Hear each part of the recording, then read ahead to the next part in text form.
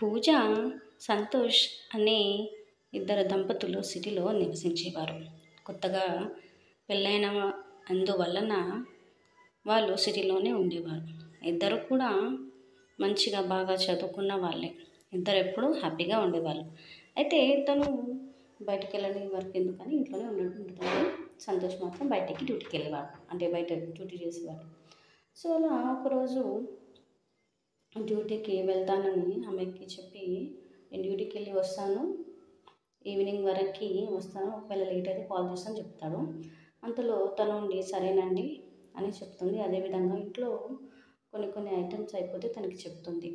అవి ఇవి కొంచెం ఎక్స్ట్రా, అంటే తను కొంచెం ఎక్కువగా చదువుకుంది కాబట్టి సిటీలో ఉంటుంది కాబట్టి కొంచెం ఇల్లుని మంచిగా సరిదిద్దాలి అని అవి ఇవి కావాలి అని ఎల్లప్పుడూ చెప్పింది. కానీ సంతోష్ మాత్రం చాలా పిసినారి.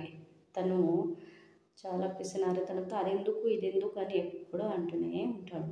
ఉన్న దాంట్లో ఉంటే అయిపోతుంది కదా, మళ్ళీ ఇంకా దీనికి ఏం చేస్తావు అని ఏది చెప్పినా తనకి ఎప్పుడు ఏదో అడిగినా తనకి ఏదో ఒక సాకు చెప్పేవాడు.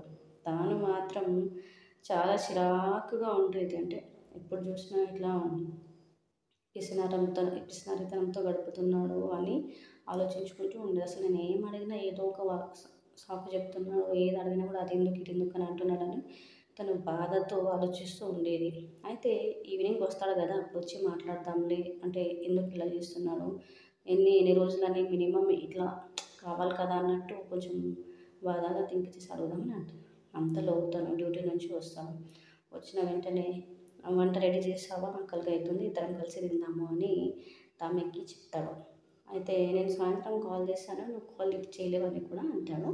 అయితే తను కొంచెం బిజీ ఉన్నానని అనుకొని చెప్తుంది. ఇంకా ఆ తర్వాత చెప్తుంది, అదేం లేదండి, నేను ఏది అడిగినా మీరు లేదు కాదు అని అంటున్నారు, ఎందుకు అలా చేస్తున్నారు, ఇలా అయితే ఎలా, నేను కావాల్సింది మన గురించే కదా నేను అడిగేది, ఇంట్లో కొంచెం స్పెషల్గా ఉండాలి అట్లా ఇట్లా అని ఏమైనా ఐటమ్స్ అడిగితే అవి అంటారు, ఏదైనా కొందాము అంటే వద్దు అంటారు, మనీ అనలేవు అంటారు, మీ పిసినారితనంతో నేను వేయలేకపోతున్నా అని కొంచెం ధీటుగా మాట్లాడుతుంది.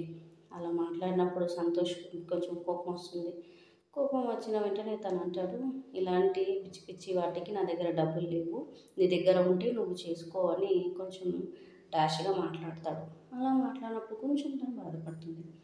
అయితే సంతోష్ కొంచెం అంటాడు, మనం చేసేది ఇంత, అనవసరంగా బయటికి వాటి ఖర్చులు అంటావు, ఇంకా పిసినారితనం నన్నే అంటావు, చూసి చూడంగానే 1 మంత్ అంటే మంత్ ఖర్చులు అవి వస్తాయి కదా, కొత్త కొత్తగా అయింది కదా, తర్వాత చూద్దామని ఆమెకి సర్ది చెప్పి చెప్తాడు.